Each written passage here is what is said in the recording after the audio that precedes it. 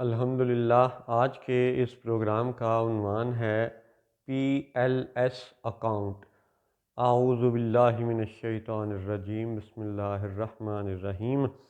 الصلاۃ والسلام علیک یا سیدی یا رسول اللہ وعلی ازواجک و اصحابک و آلک یا سیدی یا حبیب اللہ۔ الحمدللہ لاہور شہر میں آج بروز پیر 20 نومبر 2023 عیسوی کا دن ہے۔ P L S profit and loss sharing account, یعنی یہ ایسا ایک اکاؤنٹ ہے جس کے لیے بینکوں کو مختلف مفتیوں نے فتوے دیے کہ یہ جائز ہے۔ یہ اس کو رنگ دیا گیا کہ یہ اسلامی بینک کاری کا ایک سلسلہ ہے۔ اب اس پہ ایک سادہ سا تجزیہ دیکھ لیتے ہیں، ایک عام فہم سا، کہ profit and loss sharing account یعنی منافع ہوگا تو بھی تقسیم کیا جائے گا، شیئر کیا جائے گا، اور لاس نقصان ہوگا تو بھی شیئر کیا جائے گا۔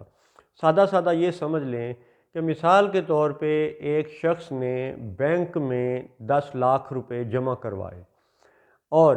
بینک اس کے ساتھ ایک ایگریمنٹ سائن کر لیتا ہے کہ جی مثال کے طور پہ میں کسی اللیگل بزنس میں یہ انویسٹ نہیں کروں گا، شراب کے بزنس میں یا کسی حرام کے بزنس میں انویسٹ نہیں کروں گا، ایک جائز کاروبار میں میں انویسٹ کروں گا۔ پھر وہاں سے جو مجھے منافع آئے گا اس سالانہ آڈٹ رپورٹ اور سارے پورے سال کا حساب کتاب کر کے اگر 1 سال کے بعد مجھے منافع ہوا تو میں بطور بینک کلائنٹ کو بھی اسی ریشیو سے، اسی تناسب سے، اسی نسبت سے منافع دے دوں گا، 5% یا 8% یا 12%۔ وہ جو ریشیو ہے، وہ جو تناسب ہے، وہ سال مکمل ہونے کے بعد طے کیا جائے گا۔ یعنی یہ بھی ہو سکتا ہے کہ اگر خدا نخواستہ نقصان ہو گیا تو بینک اس نقصان کو بھی اپنے کلائنٹ کے ساتھ شیئر کرے گا، یعنی اگر خسارہ ہوتا ہے تو بھی اسی تناسب اور نسبت سے بینک اور وہ شخص وہ شیئر کریں گے۔ فائدہ ہوگا تو بھی دونوں فائدہ اٹھائیں گے، نقصان ہوگا تو دونوں کا اکٹھے نقصان ہوگا۔ یہ ہے وہ تصور جس تصور کے اوپر مفتی حضرات نے بینکوں کو فتوے دیے کہ پی ایل ایس اکاؤنٹ جائز ہے۔ اچھا، اب اسی اکاؤنٹ کے اسی قانون کو، اسی اصول کو دوسرے زاویے سے دیکھتے ہیں کہ بینک نے اپنے لیے اس بات کو جائز سمجھا کہ بھئی 1 سال کے بعد میں اپنی آڈٹ رپورٹ اور منافع یا نقصان، ٹھیک ہے، دونوں کے حساب سے کلائنٹ کو حصہ دوں گا۔ تو یہی اصول، یہی قاعدہ، یہی قانون، یہی سہولت بینک اپنے کلائنٹ کو کیوں نہیں دیتا؟ یعنی دوسرا رخ یہ ہے کہ جب بینک اپنے کلائنٹ کو 10 لاکھ روپیہ دیتا ہے تو اس کلائنٹ کو بھی یہ سہولت ہونی چاہیے کہ مثلاً وہ شخص یہ کہہ سکتا ہے کہ جی میں نے اس 10 لاکھ روپے سے اپنے محلے میں دکان کھولنی ہے، کوئی بھی پرچون، آٹا، چینی، کچھ بھی میں نے بیچنا ہے، جائز حلال کاروبار کرنا ہے،